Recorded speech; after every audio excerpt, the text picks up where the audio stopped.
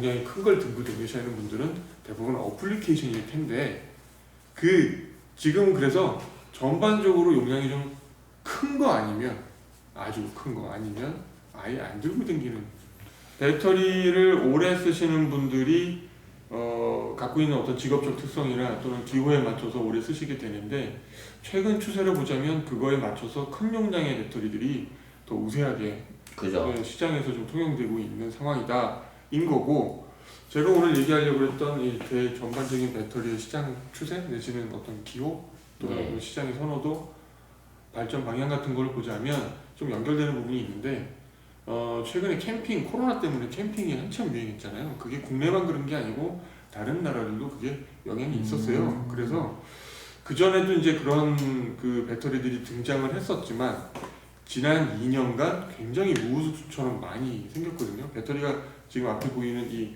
48,000짜리 배터리는 갖다 댈 수도 없는 정말 거대한 배터리들. 소위 말해서 슈퍼한 저희 김치냉장고에 김치 넣으시는 플라스틱 통 있죠. 네. 그거 통만한 배터리들이라고 생각하면 될 이렇게 만큼 들고 다니는 두 손으로 들고 다니기도 힘든 뭐 15만, 20만은 기본이고 30만 이런 거.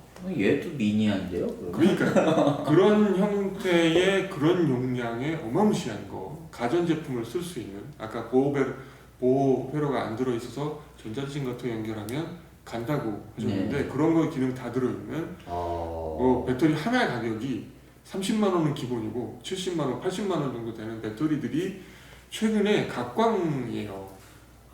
이게 24만 원인데 그런 회로까지 다 되는 거라고 하면 제가 이상할 수 있지만 합리적인 회로. 이거 얘기하면 합리적이죠. 그런데도 그게 잘 팔리고 있고 뭐 제가 숫자로 센 것만 30개가 넘는 회사가 있어요. 크기나 용량이나 성능은 대동소이한데 그 소위 말하는 엑스박스 1만한 사이즈의 그 게임 아니죠 배터리 팩들이 캠핑용으로 나왔다고 해도 무방할 건데 캠핑용으로 많이들 안 쓰시고 집에서 쓰십니다. 이상한데 왜 그런지 모르겠어요. 그리고 물론 캠핑 나갈 때 쓰려고 샀겠죠. 야외 나갈 때 쓰려고 샀겠죠. 하지만 캠핑을 그렇게 매일 나가는 게 아닐 거 아니에요. 그저 기념으로 많이 나가시는 분들도 일주일에 한두 번 나가시지만 안 나가시는 날도 걔는 있으니까 쓰실 텐데 하여튼 그렇게 큰 용량의 배터리들이 어마무시하게 개발되고 있고 판매되고 있고 거기에 연결돼서 태양광 그 거대한 배터리를 태양광으로 충전한다고 전지 사이즈만한 태양광 패널을 같이 또 팔아요. 펼치면 우리 그 마르스 영화 있잖아요. 화성 생존기 그분이 저기 무슨 아주 멀리 있는 탈출용 캡슐 로켓으로 간다고 차에다가 바리바리 싣고 떠났잖아요. 네. 가면서 중간중간 8시간씩 충전하셨죠. 엄청나게 technology 펼쳐갖고 차를 충전하면서 가셨잖아요. 그 정도 되는 양의 거를 펼쳐놓고 충전을 해야 되는데도 그걸 사서 같이 차에 들고 다니시더라고요. 그래서 알 수 없는 분들인데 한국에는 사실 안 팔리고 있고요. 근데 해외에서는 사실 전기를 이렇게 좀 저희보다는 더 충전하기 어려운 경우가 더 많죠. 느낌이 들어요. 왜냐하면 우리나라는 우리나라 특성상 뭔가 오밀조밀하고 다 모여있다 보니까 그런지 카페를 어디 가도 카페고 뭐 그러다 보니까 충전할 수 있는 기회가 굉장히 많은데 외국 같은 경우는 땅도 넓고 하다 보니까 실제로 그렇게 필요한 경우가 좀 많이 있을 거라고 저는 제가 느끼기에도 근데 뭐 기정된 확정된 사실은 아니고 그냥 역시 추론인데 요만한 면적에 이만한 인구가 살고 있는 저희 한국 같은 남한 정도 면적 사이즈에 남한 정도 인구가 살고 있는 나라가 많지 않을 것이다. 그 얘기는 전력 시설이나 이런 인프라들이 이게 오밀조밀하게 배치가 되어 있지 않다. 그러니까 우리나라 정말 살기 좋은 나라. 덴마크만 해도 500만에서 800만 그 사이이기 때문에 인구가 핀란드도 그렇고 북유럽 대부분이 인구가 작거든요. 근데 영토는 비교적 넓어요. 그러니까 사람 살지 않는 동네에 전기를 깔아놓을 이유는 없으니까. 그렇죠. 굳이. 굳이 조금 나가면 저희는 아주 오지를 가도 30분만 가면 어디든 전기를 공급받을 수가 있어요. 오지가 아닙니다. 오지가 아니에요. 아주 급하면 좀만 나가면 돼요. 근데 그렇지 않은 나라들이 많아서 그런 대형 전지판에 대형 배터리들이 통용되고 있는 것 같고, 미국은 아예 캡이나 이 책장이나 이런 그 우리 금고만한 사이즈의 배터리들이 배터리예요. 배터리가요? 보조 배터리가 실제로 판매가 되고 있고요. 거기에 전기차가 나오면서 전기차를 어떤 식으로들 생각을 하냐면, 그분들 그 거대한 배터리를 사시는 분들은 전기차를 바퀴 달린 배터리라고 생각을 하세요. 자동차가 아니라 바퀴 달린 배터리인 거예요. 그분들 입장에선 필요한 필수품인 겁니다. 내가 어디를 가서 공사를 하고 작업을 하고 뭔 일을 하는데 사상이 달라요. 배터리가 없다? 나는 죽음인 거예요. 그러니까 거대한 배터리가 필요한데 바퀴가 달렸네?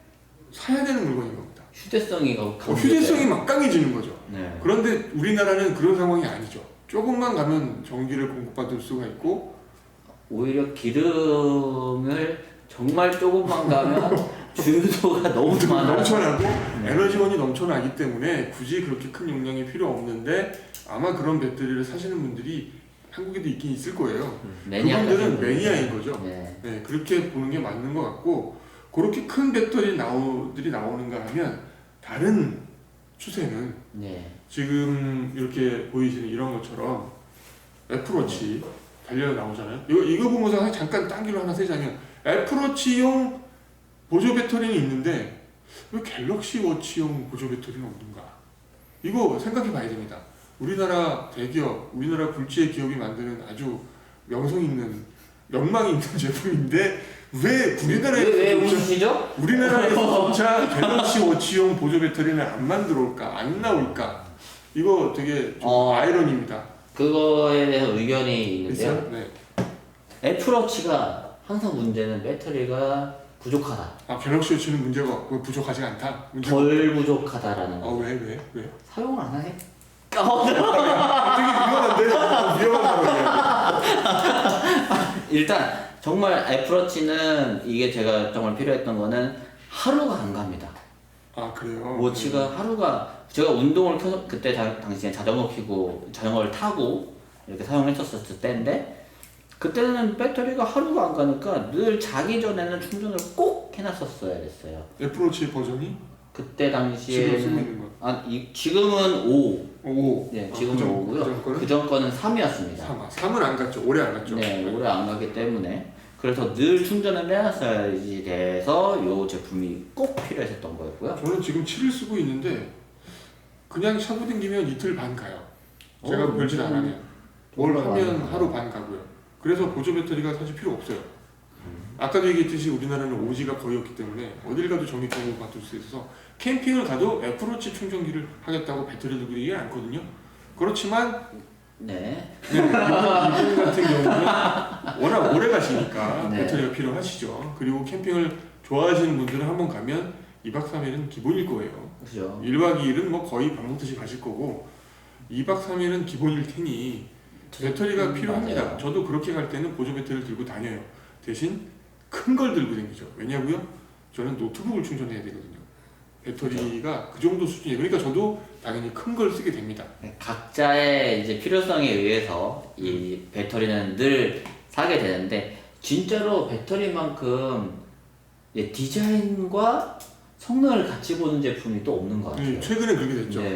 그러니까 그 두 번째 추세, 옆으로 새겼다가 다시 돌아온다면, 대용량 배터리를 쓰시는 분들, 여러 가지 멀티 디바이스를 써야 되니까 그 대용량 배터리를 쓰지만, 다른 측면에서 보면 그 덩치가 크니까 이제 공간이 있어서 여러 가지 기능들을 넣을 수가 있어요. 그러니까 그것만 들고 다면 해결이 되지만, 그걸 들고 다닐 수 없는 상황에서 그런 다양한 기능들이 필요한, 지금 이 친구처럼 AC라든가 USB, 이거 자동차 점퍼 스타터라든가, 뭐 타입 C가 여러 개 있어야 된다든가, 이런 거, 아니면 고용량의 랩탑 같은 녀석들을 충전을 해준다든가, 애플워치 같은 이런 좀 유별난 기능들이 이제 많아졌잖아요. 지금 모바일 디바이스 시대에 훨씬 많아졌죠. 그런 것 때문에 하나 좀 독특하게 생긴 추세가 최근에 한 2, 3년도 안 된 것 같은데, 허브에다가 배터리를 붙이는 USB 허브.